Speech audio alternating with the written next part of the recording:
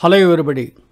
Time ఎంత అని అడిగితే ఇప్పుడు టైం ఎంత అయిందో చెప్తారు. అంతే తప్ప నిన్నటి టైమో మొన్నటి టైమో చెప్పరు, లేదంటే మార్నింగ్ టైం చెప్పరు, లేదా ఈవినింగ్ టైం చెప్పరు.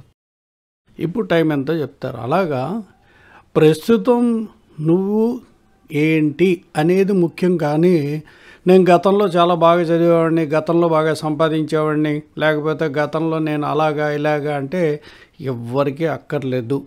ఇప్పుడేంటి అనేది ముఖ్యం.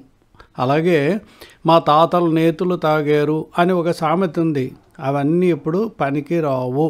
అలాగే నిన్నటి రోజు సరిగ్గా వాడని వాడికి, ఈరోజు సరిగ్గా వాడుతున్నాడో లేదో కూడా అర్థం చేసుకోలేని వాడికి రేపు అనేది ఎందుకు? ఇంకా నీకు సరిగ్గా వాడటం తెలియదు కదా.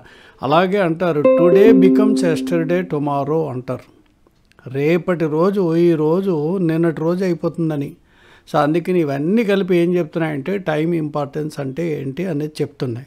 మీకు అంతగా చాలా అనవసరంగా చాలా పనులు చేసేసి నన్ను నేను స్ట్రెస్ ఫీల్ అయ్యేలా చేసుకోలేను అంటే రిలాక్సేషన్ ఎక్సర్సైజ్ చేయండి.